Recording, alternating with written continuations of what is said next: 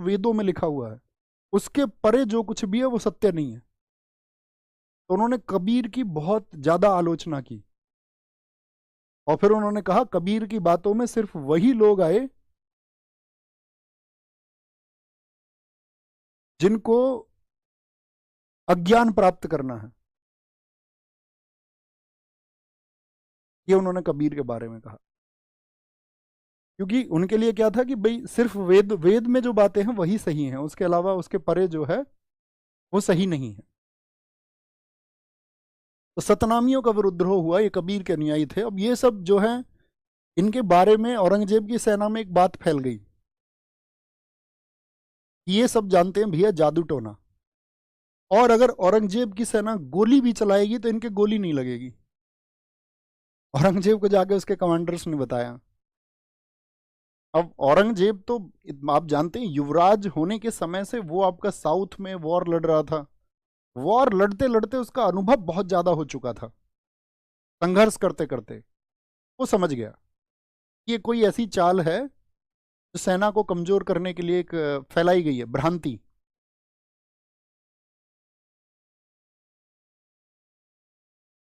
तो उसने कहा यार इसका क्या इलाज हो सकता है। फिर उसने सोचा अच्छा एक काम करते हैं ना, उसने कहा कि तुम्हारी जितनी भी तलवारें हैं, उसने कुछ कागज लिखे और बोला इन तलवारों के चारों तरफ उनको घुमा दो, कुछ कपड़े बंधवा दिए उसने आपका बंदूकों पर, बोले अब गोलियां लगेंगी, अब तुम गोली चला के देखना अब लग जाएगी सतनामियों को। तो बड़े जोश से वो गए और 2000 सतनामी उस समय पर मारे गए और बाकी सतनामियों ने सरेंडर कर दिया। तो समझ रहे हो क्या मैं समझाना चाह रहा हूं? अंधविश्वास, वही अंधविश्वास उन लोगों के अंदर है कि गोलियां नहीं लगेंगी, और उसी अंधविश्वास से वो लोगों का अंधविश्वास दूर हो गया कि इस पे कुछ कपड़ा बांध दो और अब गोलियां लग जाएंगी, अब काम हो जाएगा, अब कार्य सिद्ध हो जाएगा। यही तो अंधविश्वास है।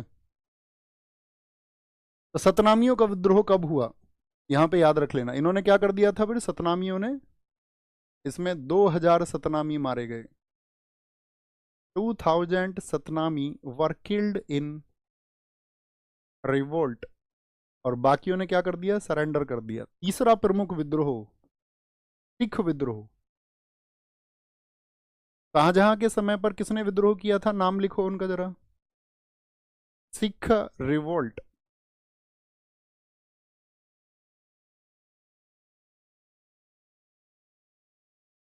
सिख रिवोल्ट। ईयर पूछे सिख विद्रोह कब हुआ, यूजीसी परीक्षा में पूछा गया, बहुत अच्छा क्वेश्चन है। तो आप सबको याद होगा शाहजहां के समय पर जो विद्रोह किया था, देखो कुछ लोग अर्जुन देव बता रहे, अर्जुन देव तो बच्चे जहांगीर के समय तो डेथ हो गई थी उनकी, क्योंकि खुसरो खान ने किसकी हेल्प ली थी, पांचवें गुरु अर्जुन देव की, जो जहांगीर का पुत्र था। 1606 में वो गया था, गुरुजी अपने पिता के खिलाफ लड़ना है। गुरुजी ने उसको 5000 रुपए दे दिए थे, मेरी तरफ से ये मदद है बेटा तुम्हारे लिए, जाओ लड़ो वॉर। इसी बात के बदले में जहांगीर ने कितने रुपए मांगे थे, 2 लाख रुपए अर्जुन देव जी से। वे 2 लाख रुपए तुमको देने पड़ेंगे, और बाद में उनको इस्लाम मानने के लिए कहा था। तो संघर्ष तो पांचवें गुरु अर्जुन देव जी के समय से ही शुरू हो गया था।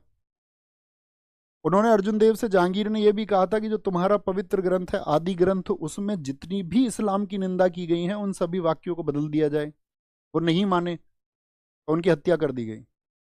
छठे गुरु मैंने बताए थे हरगोविंद जी, हरगोविंद जी के डेरे में जो बाज चला गया था शाहजहां का, या गोविंदपुर शहर जब उन्होंने बसाया। या तीसरा मैंने आपको बताया था जो आपका एक डाकू ने, बोधी डाकू ने जब 2 घोड़े गिफ्ट कर दिए और अनजाने में उन्होंने उनको स्वीकार कर लिया। तो वो भी मतलब आप कहोगे तो प्राचीन समय से ही सिख संप्रदाय मुगलों की अधीनता स्वीकार करने को तैयार नहीं है, और ये प्रक्रम अंत तक चला।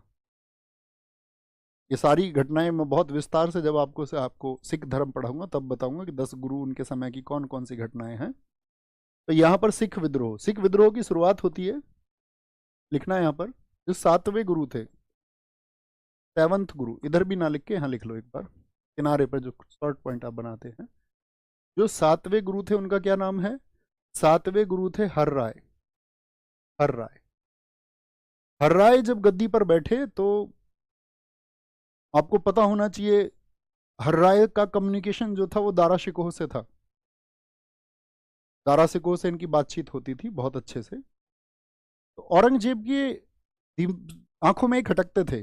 औरंगजेब ये मानता था कि यार ऐसे तो इनके जो है संबंध बने रहेंगे। तो उसी समय से औरंगजेब चिढ़ रखता था इनसे। और जब औरंगजेब गद्दी पर आया तो औरंगजेब ने इनको आदेश दिए कि तुम दिल्ली आओ और मुझसे आकर के मिलो। लेकिन उनको पता था गिरफ्तार करवाएगा ये, तो उन्होंने खुद को नहीं भेजा, अपने बेटे राम राय को भेजा। औरंगजेब बहुत चालू व्यक्ति था, उसने राम राय को अपनी तरफ मिला लिया कि जो तख्त है वो तख्त तुम्हारा होगा, अगले गुरु तुम बनोगे और हम तुमको संरक्षण देंगे। अब जितने भी सिख गुरु थे वो सब इस बात को लेकर के जानते थे कि ये हो सकता है, औरंगजेब कोई चालाकी चल सकता है। तो जब पांचवें गुरु अर्जुन देव की हत्या हुई थी तो सिखों के अंदर एक ज्वाला, एक प्रतिशोध की लहर पैदा हो गई कि सिर्फ धर्म के नाम पर, सिर्फ माला जपने से, सिर्फ धर्म की बातें करने से धर्म को नहीं बचाया जा सकता। उन्होंने कहा हमको लड़ाका भी बनना होगा। और हर गोविंद, उन्होंने 4 टुकड़ियां बनाई थी जो छठे गुरु थे, 100-100 सैनिकों की। उन्हीं टुकड़ियों ने, तो मैंने आपको बताया था शाहजहां के समय पर शाहजहां की सेनाओं को 3 बार उन्होंने हराया। तो उनका जोश जो है, जो स्पिरिट है, वो एकदम से मल्टीपल हो गया कि हाँ हम लड़ सकते हैं। आप जब तक लड़ने का विचार ही नहीं करोगे तो तब तक कैसे लड़ पाओगे? जब आप फाइट करोगे तब आपको पता चलेगा कि हाँ, इसको समझिए, संघर्ष से ही विजय हो सकती है, बगैर संघर्ष किए कोई विजय हो ही नहीं सकती। तो इस समय पर इन्होंने कहा ठीक है। तो हर्राय ने किसको भेज दिया था? औरंगजेब के दरबार में अपने पुत्र, औरंगजेब के दरबार में अपने पुत्र, क्या नाम बताया मैंने आपको? राम राय, पुत्र राम राय को। और राम राय किसकी साइड हो गए थे? औरंगजेब की तरफ। उन्होंने कहा कोई दिक्कत नहीं है। इन्होंने तुरंत ही अपने दूसरे बेटे को 8वां गुरु घोषित कर दिया। 8वें गुरु कौन हुए थे हर्राय के बाद में? तो 8वें गुरु बने हरकिशन। हरकिशन, इन्होंने भी तख्ता बुलंद किया मुगलों के खिलाफ, औरंगजेब के खिलाफ। लेकिन इन हरकिशन जी की मौत हो गई आपका 1664 में, 1664 में। और इनकी जगह बने नवे गुरु, नवे गुरु। उनका नाम है गुरु तेग बहादुर, जिनको बोलते हैं हिंद की चादर। कब बने थे ये आपका? 1664 में, गुरु तेग बहादुर। तो इसीलिए मैंने यहां पे वर्ष लिखा है 1675, क्योंकि अब तक तो छिटपुट घटनाएं चल रही थी। गुरु तेग बहादुर जब आए तो उन्होंने सीधे एक टकराव का ठाना कि हम अपनी सेना को बहुत मजबूत करेंगे और मुगलों से टकराएंगे।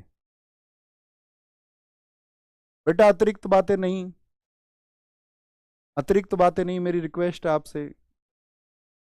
लल्लू लंदन की बात को, गुरु तेग बहादुर, इनकी बात याद रख लेना, गुरु तेग बहादुर। तो औरंगजेब को पता चलता है कि गुरु तेग बहादुर ने भी वही कमान संभाली है जो अब से पहले इनके गुरु विद्रोह कर रहे थे।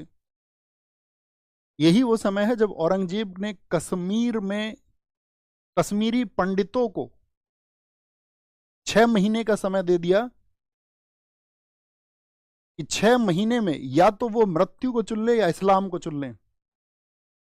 तब कश्मीरी ब्राह्मणों ने पत्राचार किया गुरु तेग बहादुर जी के साथ में, उन्होंने मदद मांगी। उन्होंने कहा इस स्थिति में क्या करना चाहिए। तब गुरु तेग बहादुर जी ने कहा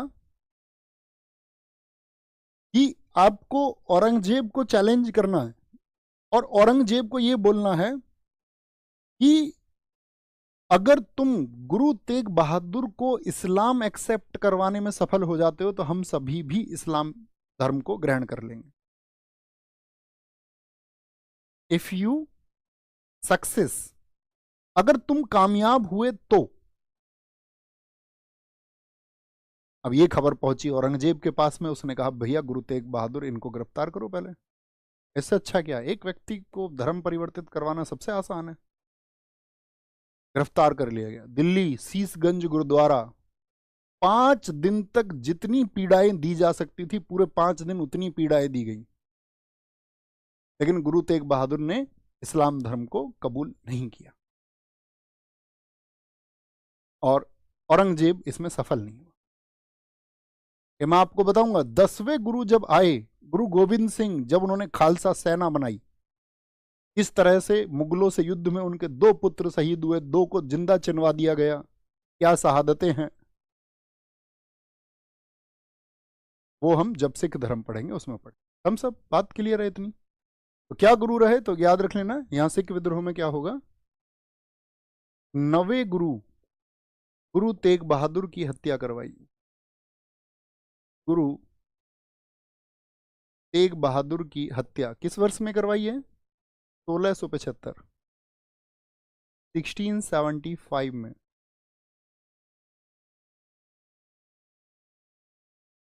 मुगल्स किल्ड गुरु तेग बहादुर इन 1675। चौथा विद्रोह, चौथा विद्रोह हुआ औरंगजेब के विरुद्ध, राजपूतों का विद्रोह, राजपूतों का विद्रोह जो औरंगजेब के खिलाफ लड़े। बड़े ध्यान से सुनना,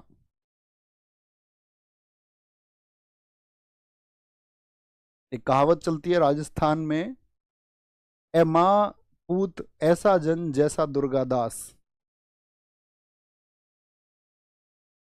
राजस्थान इतिहास के लेखक कर्नल टॉड, उन्होंने दुर्गादास की तुलना यूसिलेस से की है, सॉरी यूलिसेस, जो यूरोप का योद्धा था, कि तुम इंसानियत पर यूं ही सवाल ना उठा देना,